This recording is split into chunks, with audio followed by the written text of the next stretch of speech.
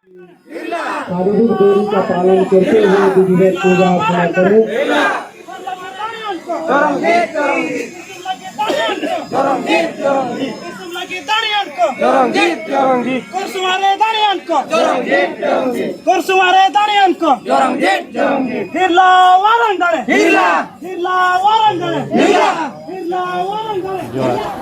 जोहार जोहार। देशज दर्शन की ओर से आपको बहुत बहुत धन्यवाद। आज का ये शहीद दिवस खरसवा गोलीकांड के उपलक्ष्य में, और मैं जानना चाहूँगा कि इस दिन जबकि पूरा भारत नया साल मना रहा है और आप या फिर आदिवासी महासभा या आदिवासी समाज काला दिवस क्यों? हाँ, इसके पीछे बहुत बड़ा इतिहास है। उसमें जाने से पहले मैं यहाँ के तमाम परिवार जिनके लोग या परिवारजन इस गोलीकांड में 1 जनवरी 1948 को शहीद हुए थे, उनके साथ हमारा विनम्र आपका सहानुभूति है।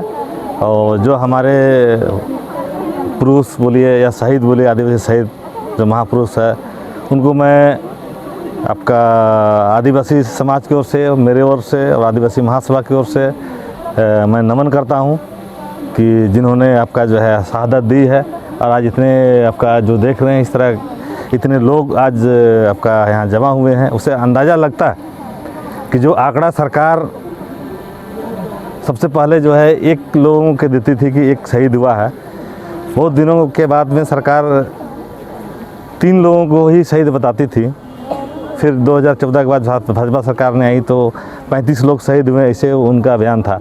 लेकिन जिस तरीके के परिवार के लोग आते हैं, जितने परिवार हज़ारों संख्या में आते हैं, उससे लगता है कि उनके परिवार के लोग इस जगह शहीद हुए थे।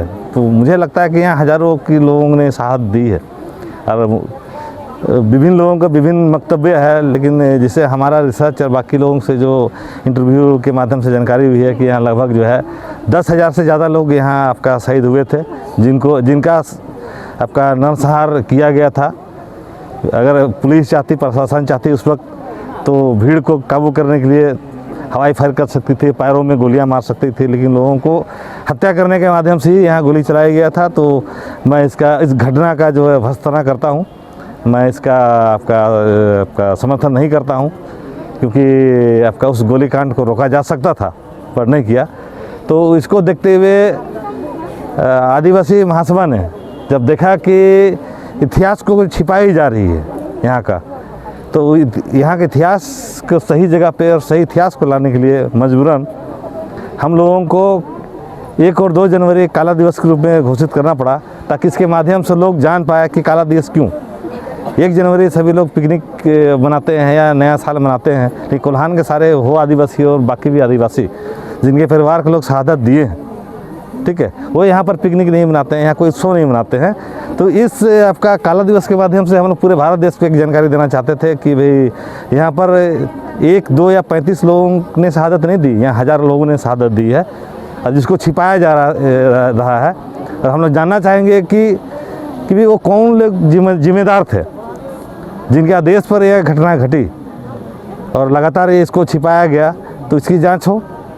तो मैं आज इस शहादत दिवस में मैं आपका हमारे शहीद पुरुषों को शहादत देने आया हूं, और सभी परिवार के साथ जिनके लोग यहाँ शहादत दिए थे उनके साथ श्रद्धांजलि है, उनके साथ हमारा सहानुभूति है। और हम देख रहे हैं कि और आपका लोगों से मिलना है। सरकार से आपकी क्या अपेक्षा है?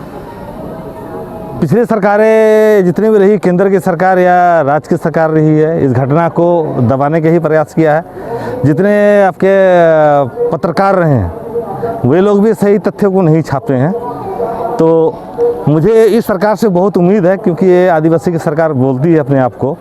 तो मैं चाहूँगा कि आपका एक आयोग का गठन हो जो फैक्ट फाइंडिंग्स, वो आयोग का काम होगा कि यहाँ कितने लोग शहीद हुए उस आंकड़ा को खोजा जाए, उनके परिवार को आइडेंटिफाई किया जाए, और उनको जो सम्मान मिलना चाहिए, जो शहीद हैं उनको शहीद घोषित नहीं हुआ है, तो अपमान है यहाँ का शहीदों का। तो हम चाहेंगे सरकार से बहुत उम्मीद है कि सरकार, हेमंत सरकार जो है इस पर पहल करे, आयोग गठन करे और यहाँ सही आंकड़ा पेश करे। और ज़रूरत पड़े तो मैं चाहूँगा कि अगर आंकड़ा सही नहीं मिल रहा तो यहाँ आपका नीचे कुआं है, कुआं में बहुत सारे लाशें आपके दफन किए गए थे, लाश तो नहीं कहेंगे, कुछ जिंदा आदमियों को भी दफन किया गया यहाँ पर जो इंजोर्ड थे। तो ये बहुत ही निंदनीय घटना थी।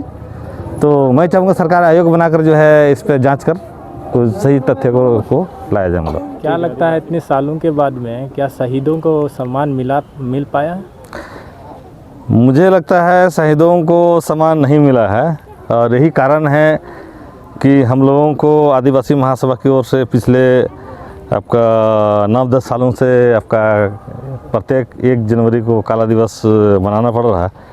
अगर मिला होता तो हम लोग क्यों काला दिवस मनाएंगे? तो हम लोगों ने काला दिवस इसलिए घोषित किया है ताकि सरकार की नज़र में या जितने पत्रकार हैं जो गोदी मीडिया जिसको कहते हैं उनके नज़र में एक घटना का महत्व आ जाए, और ये कितनी गंभीर घटना थे उसके बारे लोगों को जानकारी हो और इसको राष्ट्रीय स्तर पर लाए। क्योंकि मुझे लगता है आज़ादी के बाद ये पहली घटना था जो आपका इतनी बड़ी आपका जालियांवाला बाग कांड से भी कई गुना बड़ी ये घटना थी, और उस घटना के बाद यहाँ आपका मार्शल लॉ लगाया गया था।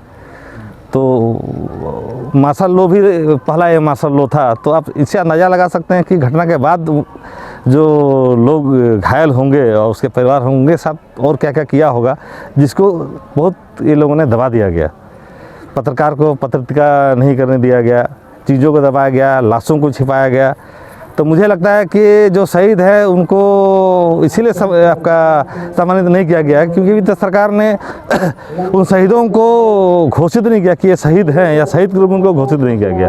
कुल शहीदों की संख्या क्या होगी आपकी नज़र में? मेरे नज़र में शहीदों की संख्या जिस तरह से भीड़ आती है यहाँ पर, जितने परिवार के लोग आते हैं, मुझे लगता है 10,000 से ज़्यादा होना चाहिए।